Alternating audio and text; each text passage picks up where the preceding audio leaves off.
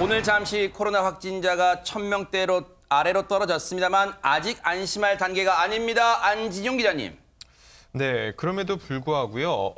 마치 다른 세상 사람인 것처럼요. 네. 계속 이렇게 모이는 사람들이 있다고 하는데요. 지난 4일 오전입니다. 네. 경기도 수원시에 한 헌팅 포차가 포착이 됐는데 네. 200석 규모의 매장 안에 오전 이른 시간임에도 불구하고 30명이 넘는 사람들이 모여 있었고요. 좌석이 게다가 다닥다닥 붙어 있었습니다. 그리고 여기서 끝나는 게 아니라 매장 직원 말고 대부분의 손님은 마스크를 쓰지 않은 상태였다고 합니다. 게다가 아하. 매장 직원은요.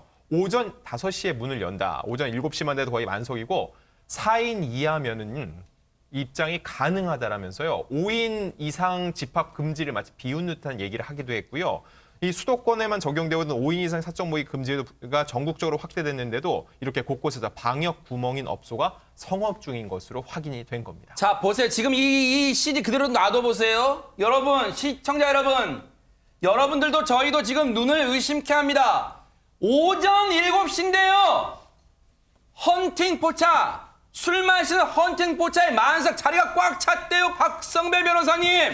이 지자체는 영업 자체는 문제가 없다는 입장입니다. 이 헌팅 포차가 유흥시설이 아니라 일반 음식점으로 신고가 되어 있다 보니 집합 금지 처분이 적용되는 유흥시설과 달리 오후 9시부터 오전 5시만 피하면 충분히 영업을 할 수 있다는 겁니다. 그렇지만 그 안에 많은 사람들이 몰려들면 방역에 문제가 생길 수 있겠죠. 간혹 신고가 들어오면 현장에 출동도 해보지만 업체 수가 워낙 많다 보니까 일일이 단속하기도 상당히 어렵다는 입장입니다.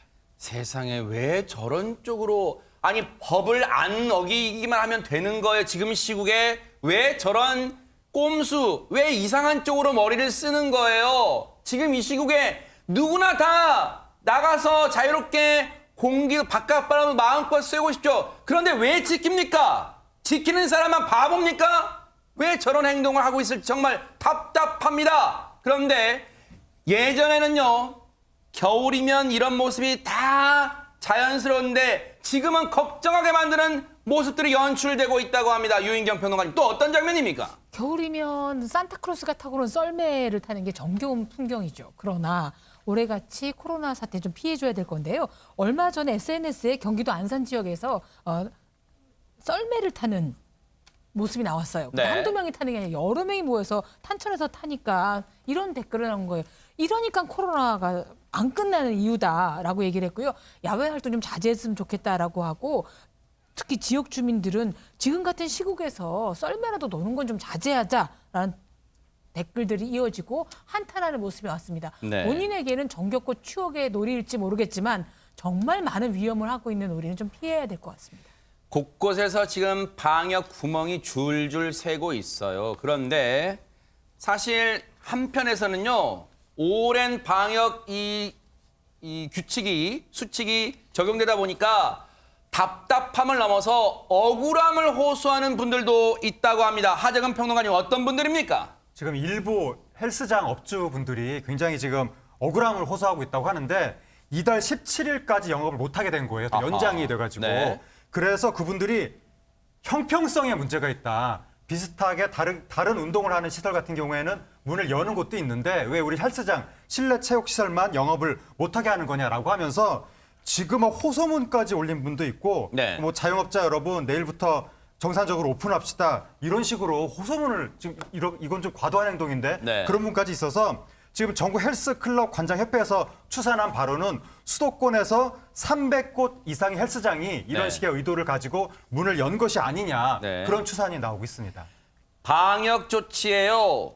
불복을 하고 지난해 12월 하순부터 이제 1월 17일까지 지금 헬스장을 문 닫으란 조치를 지금 방역 당국이 내렸어요. 그런데 이제는 방역 수칙 지키지 않겠다, 불복하겠다 이러면서 오픈 시위, 헬스장 문을 열겠다, 오픈 시위를 하고 있어요. 그런데 손정희 변호사님, 이 불법을 옹호하는 건 아닙니다만 이분들이 오죽하면 그랬을까 하는 생각도 들긴 합니다. 그래도 국가적 위기가 있을 때는 개별 행동을 자제하셔야 되지 않을까라는 생각을 조심스럽게 하는 것이 실제로 만약에 이것을 오픈하는 것을 강행하는 경우는 본인 스스로가 감염법 예방법 위반으로 고발 조치돼서 형사처벌받을 우려도 있고요. 네. 300만 원 이하의 과태료 벌금으로 규정되어 있고 이용자도 10만 원 이하로 이제 벌금이나 과태료가 내려질 수 있지만 이 금액이 중요한 것보다는 네. 만일의 경우 여기서 확진자가 대거 나왔다고 한다면 구상권 청구까지도 가능할 수 있기 때문에 일단은 당국에서도 추이를 살펴본다라고 하니까 조금 더 협조해 주시면 감사하지 않을까 합니다. 12월 8일부터 지난해 12월 8일부터 실내 체육시설 운영 중단 조치가 이어져 왔는데 1월 17일까지니까 한 달도 훌쩍 넘는 기간이에요. 이 기간을 문 닫다 보니까 지금 여기저기서 헬스장 운영하시는 분들이 이른바 나 죽겠다는 소리가 나오는 거예요. 그러다 보니까 박성배 변호사님, 사실 이 헬스장 업주분들이 여러 차례 그동안 정부 방역당국에 호소를 해왔었어요. 그렇습니다. 지난달 8일 수도권 헬스장이 문을 닫은 이후에 업주들이 지속적으로 항의를 해왔습니다. 지난달에는 국회 앞에서 삭발 시위를 했고요. 어제는 헬스장 오픈 시위, 오늘은 철창 시위까지 이어졌습니다. 아하. 오늘 오전에 그 필라테스 피트니스 사업자 연맹 소속 9명이 더불어민주당 당사 앞에서 집회를 열었는데요. 세상에. 이들은 주황색 죄수복을 입었고요. 이 죄수복에는 죄명 실내 체육시설이라는 문구가 기재되어 있었습니다. 아하. 그리고 양손에 수갑을 차고요. 감옥에 갇힌 모습으로 퍼포먼스를 이어나갔는데 이들은 우리의 죄는 실내 체육업입니까? 형평성에 맞게 정책을 제시하라 등의 문구를 호소했습니다. 버티고 버티다가 이제 더는 못 살겠다, 더는 못 참겠다 들고 일어선 실내 체육시설 업주분들의 호소 한번 들어보시고 이어가 보도록 하겠습니다. 버스나 지하철 출퇴근 시간 한번 가보고 마트나 백화점 한번 가서 현장 한번 확인해 보라는 거죠. 어디가 안전한지. 저는 해방 1년 동안 버티려고 살아남으려고 대출을 제가 한 8천 가까이 받은 것 같습니다. 그거 이제 다 소진하고 지금 190만 원밖에 안 남았거든요. 저는 한 달에 운영비가 한 1,000만 원 정도 들어가는 것 같습니다. 벌써 이제 1년 동안 적자는 계속 많이 누적이 됐고요. 너무나 궁금합니다. 마스크를 필수로 착용하고 회원제라 역학조사가 용이한 실내 체육업이 왜 공용 시설로 분류되며 문을 닫아야 되는지, 킥복싱은 안 되고 복싱은 되는 황당한 기준 도대체 무엇인지, 1년이라는 시간 동안 살과 뼈를 드러내는 심정이 피해에도 방역당국과 정부만을 믿고 그 지침을 준수하며 묵묵히 견뎌왔습니다. 손해라는 개념은 이미 예전에 끝났습니다. 이제 저희에게는 오로지 생존만이 목표입니다. 코로나보다 정부의 거리두기 정책 발표가 더 무섭고 두렵습니다. 곰곰이 이분들 얘기를 들어보니까 하재근 평론가님, 무조건 방역 조치에 거스르겠다 하는 게 아니라 형평성 문제를 좀 제기하는 것 같습니다. 네, 저분들이 이제 형평성을 계속 문제를 제기하는 것인데 헬스장 같은 경우에는 실내 체육 시설로 등록이 돼서 이제 영업을 못 하는데 문제는 그 발레 교습소라든가 태권도 교습소 이런 것은 영업을 9인 이하 입장 조건으로 할 수 있다는 거예요. 왜냐하면 태권도나 발레는 학원으로 등록이 돼서 그리고 또 소규모 체육시설이라는 이유로 그러다 보니까 말하자면 직접적으로 이야기하면 태권도랑 우리랑 차이가 뭐냐라고 하면서 이제 헬스장 업주들이 반발을 하는 거죠. 네. 지금 청원글까지 올라오고 있고요. 이렇게 지금 절박한 호소를 하고 있습니다. 이런 형평성 논란을 제기하는 실내 체육시설 업주분들의 호소에 대해서 방역당국은 뭐라고 얘기를 하고 있습니까? 원칙적인 이제 말씀을 하신 거죠. 손영리 중앙사고수습본부 전략기획반장의 말인데 실내 체육시설은 밀폐된 시설인데다가 그 비말, 침방울이 유난히 많이 튀는 특성이 있어서 학원하고 방역적 특성이 동일하다고 보기에는 무리가 있고 어려움이 있겠지만 앞으로 12일 정도만 조금 자제해 주시면 위에 좀 협조해 달라는 부탁을 했습니다. 근데 일부에서는 발레나 태권도 학원을 학원 시설이기도 하지만 아마도 어머니들이 아이들 교육에서 조금 더 하게 해서 이런 약간 형평성이 없는 걸 한 것 같지만 어쨌든 지금 시대가 시대인 만큼 여러분들도 조금 더 인내를 해주셨으면 하는 바람입니다. 물론 방역당국에서도 안타깝지만 이렇게 얘기를 하겠죠. 그런데 보세요. 12일 정도, 그러니까 17일까지니까 오늘 5일이잖아요. 네. 12일 정도만 더 인내해 주시고 라고 했지만 12일이면 거의 2주입니다. 2주.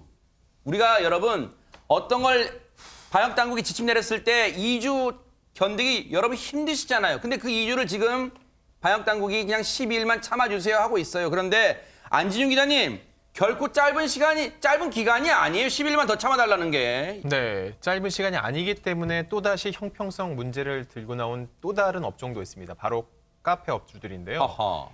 향후 12일간 이 카페 내에서 취식이 금지되는 거죠. 이거에 대해서 카페 업주 커뮤니티에서 4일날 글이 올라왔습니다. 보건복지부의 이 형평성 없는 정부 규제에 대해서 생존권이 위협받고 있다. 이에서 민원을 단체로 제기하자라고 얘기를 하고 있고요. 네. 이에 동조한 회원들은요, 이날 복지부에 민원을 제기한 뒤 커뮤니티에 인증글을 올리는 온라인 시위를 벌이고 있습니다. 오는 7일에는요, 정부 세종청사 앞에서 피켓 시위를 벌일 예정이고, 정부의 사회적 거리두기 조치에 일관성과 형평성이 없다면서 카페에서도 홀 영업이 허용돼야 된다고 집단 행동에 나선 이유를 밝혔습니다. 하하, 지금 상당히 그냥 이 흘려보낼 사안은 아닌 것 같아요. 여기저기서 지금 불만이 임계점 이미 훨씬 넘고 있는 것 같아요. 이러다 보니까 방역 당국도 지금 상당히 고심을 할 것 같은데 방역 당국 얘기 한번 들어보시고 이어가 보도록 하겠습니다.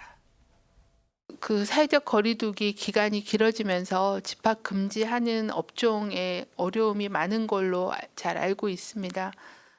방역 당국 입장에서는 굉장히 송구하다는 말씀드리고 단체 행동에 대해서는 저희가 중대본 중수본과 같이 해결할 수 있는 방법 그리고 좀 더 사회적 거리두기를 좀 더 그 지속 가능성을 가질 수 있는 그런 방법들로 개편하는 거에 대해서는 계속 그 현장의 의견 등을 반영해서 수정 보완해 나가는 것이 필요하다라고 판단을 하고 있습니다.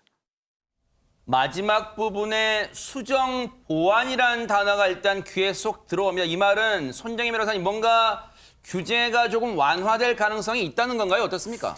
일단은 당국에서는 연말연시 이제 방역 대책이 그래도 일부 효과가 있는 거 아니냐 지켜보겠다라는 입장이고요. 다음 주 일요일까지 거리두기 성과가 좀 나타난다고 한다면 다중이용시설에 대한 집합금지 조처가 조금 부분적으로 완화될 수 있다. 완화되는 필요성에 대해서 공감하고 있다는 것인데 그러니까 다음 주 일요일까지 굉장히 중요한 겁니다. 이때까지 사람 간의 접촉을 최대한 줄여서 확진자 수를 좀 대폭 줄여야 되지 않을까 생각이 들고요. 17일까지 확산 추이에 따라서 거리두기 격상 추가 연장 여부를 결정하겠다는 것이 당국의 입장입니다. 네.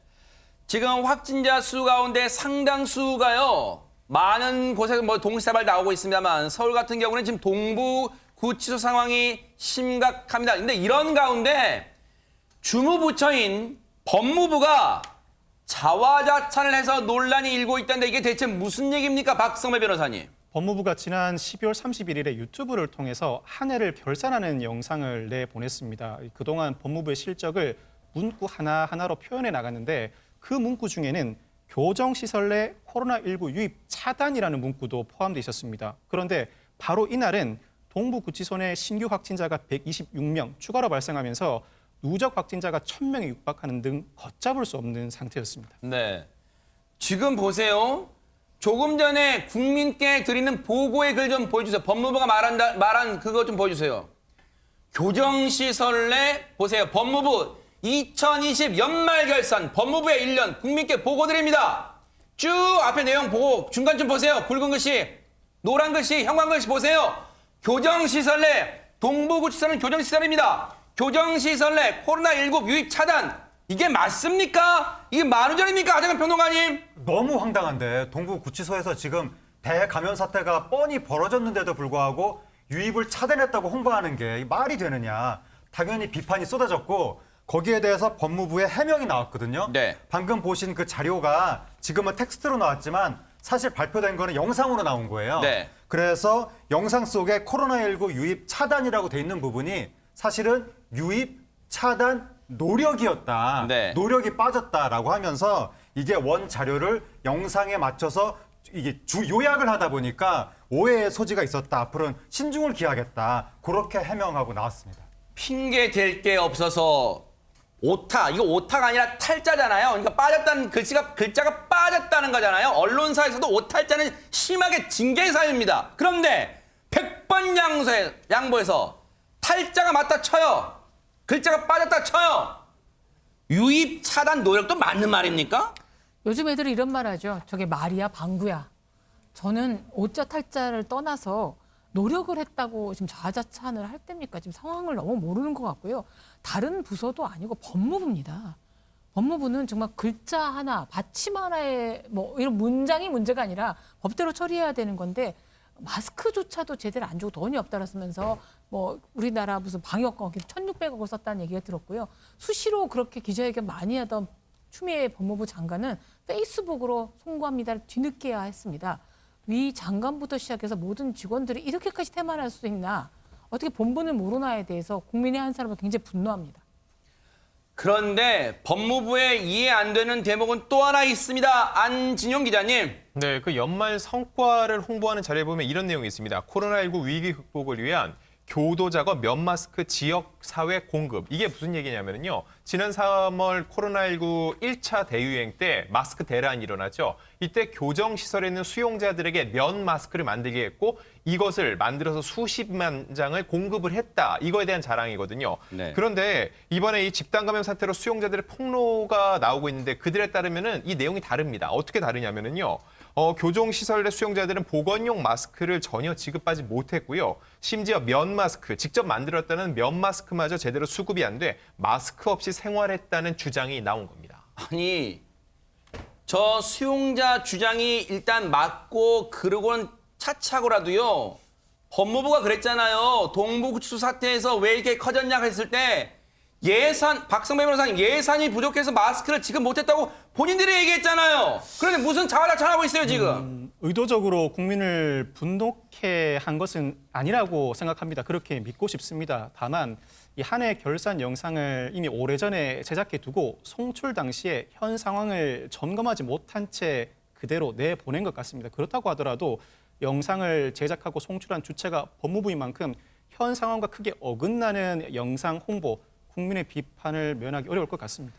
자, 그런데 법무부 관련 논란은 여기서 그치는 게 아닙니다. 손정혜 변호사님. 지난달 27일 서울 동부구치소에서 확진 이후에 사망자가 나왔었죠. 네. 그런데 가족들은 확진 사실도 뒤늦게 알았고 심지어는 사망한 사실도 뒤늦게 알아서 화장 절차나 이런 것도 지켜보지 못했다. 굉장히 억울하다는 취지로 지금 주장하고 있습니다. 세상에 이게 어디에 이게 있을 수가 있는 일입니까? 그런데 그 첫 사망자는 윤창열 씨라고 한때 그 사기 사건의 이 주범이었습니다. 하재근 평론가님. 예, 굿모닝 시티 분양 사기 사건의 네. 주범인데 그 윤 씨가 사망했다고 가족한테 연락이 갔는데 그게 사망 당일날에야 연락이 갔다는 거예요. 연락이 가서 지금 코로나19로 사망해서 화장터에 와 있다라고 연락이 와서 가족이 그럼 우리가 지금이라도 화장터로 가겠다라고 하니까 그 연락한 분이 너무 늦었으니까 내일 수목장 하는 곳으로 오라. 그렇게 세상에. 이야기를 했다는 거예요. 그래서 네. 결국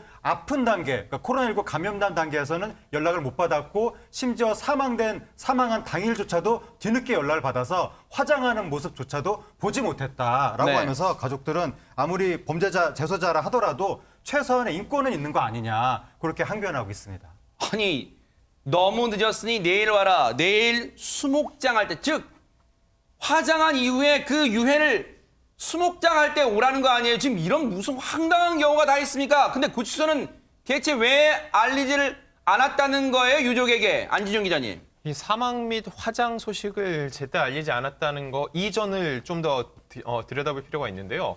코로나19 확진을 받았다. 네. 그래서 형 집행이 정지가 됐다. 그것 때문에 외부 병원에서 치료를 받았다. 이 모든 것을 유가족들이 전혀 전달해받지 못했다고 주장을 하고 있고요. 이거에 대해서 동부구치소 관계자는요. 상황이 제대로 통보되지 못한 이유를 모르겠다는 입장을 내고 있다는 겁니다. 정말로 황당할 뿐입니다. 법무부가 지금 이런 상황입니다. 그런데 통보되지 않은 이유를 모르겠대요. 동부구치소 관계자가. 그런데 지금 우리가 마스크를 쓰고 생활한 게 거의 1년 됐습니다, 지금. 그런데 1년이 다 되면 1년 동안 정말 이런 웃지 못할 풍경이 곳곳에서 벌어지고 있는데 이걸 어떻게 봐야 될까요? 안진용 기자님. 네, 이 코로나19 감염증 때문에요. 오히려 성황을 이루는 곳이 있다고 하는데요. 바로 성형외과와 치과라고 합니다. 이 재택근무자와 집콕 쪽이 늘면서요. 아무래도 성형을 많이 하러 오는 사람이 중국 관광객들인데 그들은 줄었지만 오히려 이런 사람들이 더욱더 붐비는 상황이라고 하고 실제로 하나금융연구소에 따르면요. 전년 대비 1월부터 10월까지 10% 정도 매출이 증가하는 결과가 나타났다고 합니다. 아니 하재근 평론가님, 코로나의 국면에서 성형외과와 치과가 문전성시다. 이건 왜 그런 거예요? 얼굴을 가리고 다니잖아요. 어허. 그러니까 평소에 이제 그 사회생활 하느라고 시술을 못했던 분들도 이때 하자라고 하는 것이고, 그다음에 재택근무 같은 것을 하니까 회사 안 나가도 되니까 회복 기간이 필요한 걸 지금 하자라고 아하. 해서 인터넷에 지금 나오고 있는 이야기가 네. 날도 춥고 집콕하니까 성형하려고 한다. 네. 재택근무라서 회복이 걸리는 얼굴 지방 흡입을 알아보고 있는 중이다. 그리고 마스크를 쓰면 입모양이 안 보이니까 이럴 때 교정하지 모르는 사람도 많다. 아하. 그런 이야기들이 나오고 있습니다. 성형수술과 치아 교정이 화랑인 이유는 또 비단 마스크 때문만은 아닐 것 같기도 합니다. 그렇죠. 근데 마스크 원인도 하나 있는 것이